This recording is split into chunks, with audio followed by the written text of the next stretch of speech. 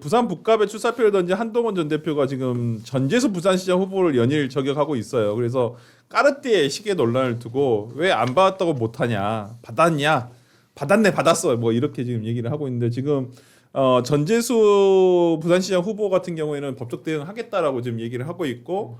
그다음에 북갑에 대한 보궐선거 지금 민주당에서는 슬슬 뭐 4월 30일 이후에 사퇴하는 게 어떠냐라는 얘기가 나오는데 전재수 후보는 100% 보궐선거 열릴 것이다. 본인이 어제 뭐 오마이인가요? 오마이 가셔가지고 얘기를 하셨거든요. 그래서 일단은 보궐선거가 뭐 전재수 의원의 후보의 어떤 주장대로 한다면 저는 100% 열릴 거라고 생각을 하고 한동훈 대표 어떻게 우리 또 잘 어떻게 좀 동향을 지금 잘 아시나요, 신조 대변인? 네?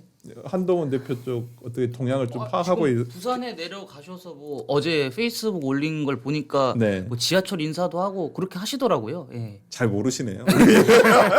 제가 이제 뭐 친한계 분들하고 얘기를 이렇게 좀 하면 이름이 나오는 면면이 있는데 네. 의외로 신주 부대변인의 이름은 나오지 않아요. 아, 아니, 그래요? 모르는 척 하시는 우리가 분들도 이제 있죠. 남들이 친할계라고 오해를 하시지만 아. 여러분들 이 친구 정말 좋은 친구니까 아. 오해하시지 마시길 바란다. 네. 이 아니 얘기를 뭐 전해드립니다. 저도 잘 모릅니다만은 하여튼 뭐 페이스북으로 지금 확인하고 계시다는 것만 일단은 밝혀두고 싶고. 네, 저는 음. 여기서 한 가지 말하고 싶은 게 지금 한동훈 대표 관련해서 당내에서 이야기가 나오는 것들이 있잖아요. 네. 그 공관위원장 하시는 위원을 하시는 곽규택 의원 같은 경우에는 아침 방송에 나와가지고 이제 한동훈을 네. 복당을 시켜서 이제 부산 북갑에 출마를 시켜야 된다라고 얘기를 하고 계시는데 네.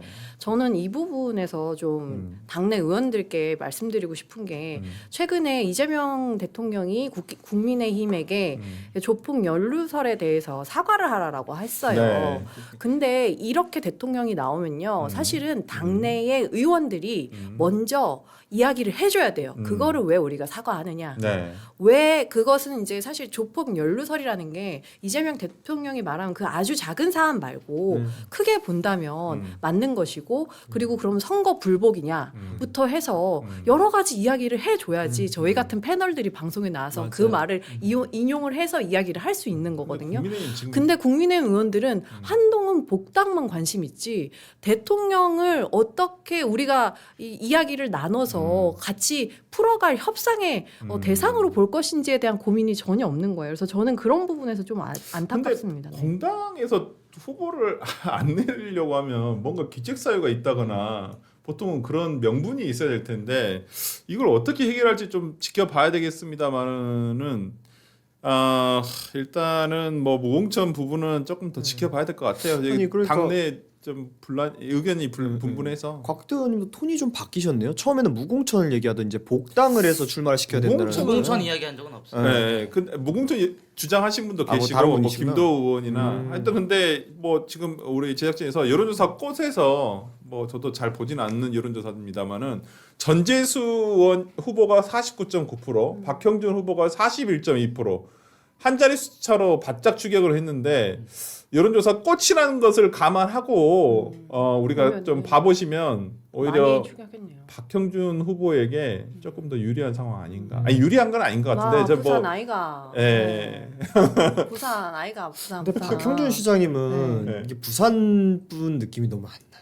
너무 아니, 이제 세련되시고 서울에서 워낙 활동을 많이 너무 하셨어가지고. 세련되시고 이래서 네, 네. 저같이 서울 사람은 박형준 시장님을 되게 좋게 보는데 네. 제가 부산 사람들한테 들으면 좀 이미지가 좀 이렇게 호감이 아니더라고요. 네. 좀 왜 그게 호감이 아니야? 세련되고 좋지 않아 하면은 사투리를 안 쓰셔서 너무 그럴까? 젠치하고 싫어 막 이러시더라고요.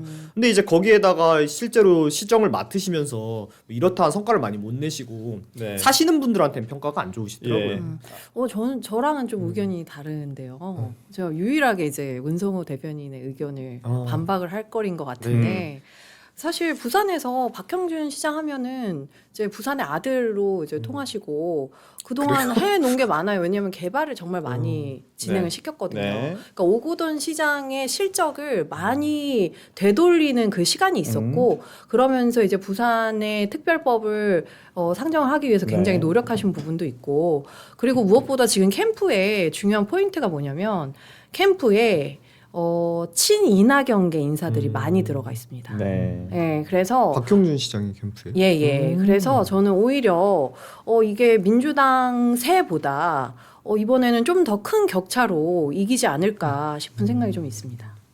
네, 방금 말씀드린 여론조사 꽃에서 조사한 내용은 13일, 14일 무선 가상번호를 활용한 ARS 조사 방식으로 여론조사를 실시한 결과 아까 말씀드린 퍼센트가 나온 것이고요. 자세한 여론조사 결과는 여론조사 심의위원회 홈페이지를 참고하시면 된다는 말씀을 꼭 드려야 된다고 저희 제작진이 알려주셔가지고. 전 사실 네. 그 부산 민심을 굉장히 많이 듣는 편이거든요. 아 그래요? 그러면 지금 사실 되게 국민의힘에 대한 이야기를 많이 안 좋게 하세요. 근데 그걸 안 좋게 하는 이유가 한동훈을 내쫓아서가 아니에요. 그건 그냥 당연한- 서로 싸우기 때문에 그 모습이 싫은 거지. 아. 이제 좀 사실 한동훈 후보가 오는 것도 싫어해요. 왜냐하면 또 싸움의 분란이 될까봐. 아. 그래서 저는 지금 이렇게 이 지지율을 추격하고 있는 이유가 이제 여러 가지가 봉합이 되고 있고 이런 당내 상황들이 결정이 되고 그리고 이제 많이 견인을 하고 있다라고 보고 대표님도 있습니다. 미국 가시고 이제 네, 예. 아니 근데 아니, 미국 가서 성과 많이 내셨어요. 저도 아니 근데 오늘 뉴스 보니까 네. 한 3일 더 있으시다고. 네. 원래 2박 4일이었다가 지금 5박 7일이었다가 8박 10일로 늘어났습니다. 예. 항공모함 타고 예. 오신다니까요. 네, 전 소장님 말씀에 동의하는 게 네.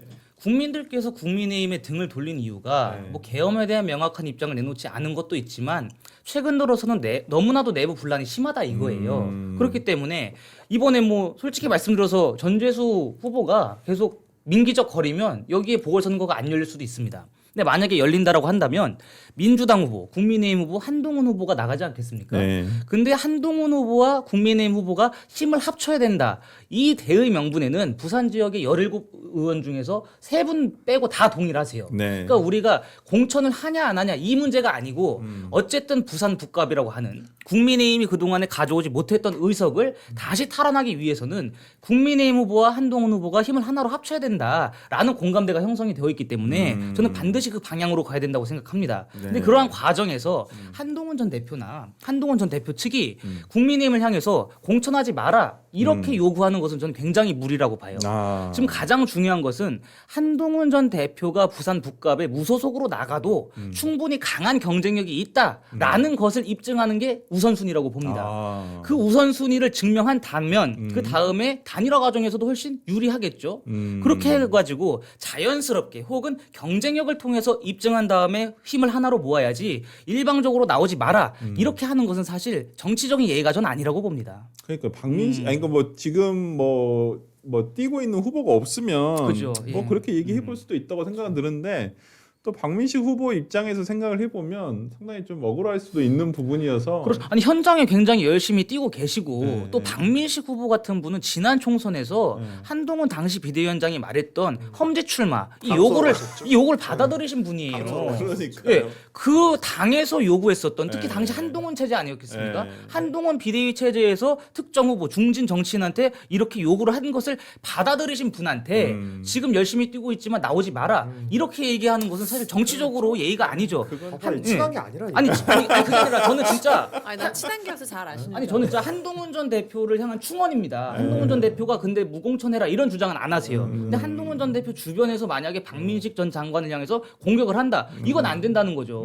지금 우리가 우선순위로 따져야 될 것은 한동훈 전 대표의 경쟁력 입증이다. 그리고 한동훈 전 대표가 3자 대결로 가도 국민의힘 민주당 두 후보를 꺾고 당선될 수 있을 만한 저력이 있다. 이거를 보여주는 게 우선이라고 봅니다. 이 김중혁 최고위원께서 이 방송 좀 보셔야 될 것 같은데. 아니 무공천을 주장하시는 분들이 근데 그렇게 많지가 않은 걸로 알고 있어요. 아니 박민식 이제 장관에 대한. 그러니까 박민식 장관이 과거에 한동훈 비대위원장 시절에 뭐 그런 험지 출마를 하신 부분도 있어서 참 그럴 것 같아요. 제가 봤을 때는 그러니까 박민식 장관 전 장관 입장에서는 또 오랫동안 가서 그렇죠. 벌써 가서 뛰고 계시는데 이걸 또 못 나오게 하는 것도 좀 그렇지 않을까. 그러니까 경선이나 공천은 좀 순리대로 아니 가는 게 그리고 가장 또 좋은 지금 방법 아닌가? 어쨌든 지지율 1등 나오는데 그걸 어떻게 못 나오게 합니까? 왜요? 그거는 이진숙 장관도 이진숙 전 지금 위원장도 그것 떠받고 때문에 있는데. 어떤 얘기가 나오니까 대구에서 모른다 소리가 나오잖아요. 그러니까 선거 지고 싶은 거 아니면 저는 그렇게 할수 없다고 참고로 대구시장 국민의힘 결선은 저기 유영아 의원과 추경호 의원이 올라가셨다고 합니다. 윤재호 의원이 낙마를 하셨네요. 예, 하여튼 뭐 지금 대구 시장 공천이 아마 26일 날 끝나는 걸로 알고 있는데 뭐 그 전까지 어떻게 정리가 될지 잘 모르겠습니다.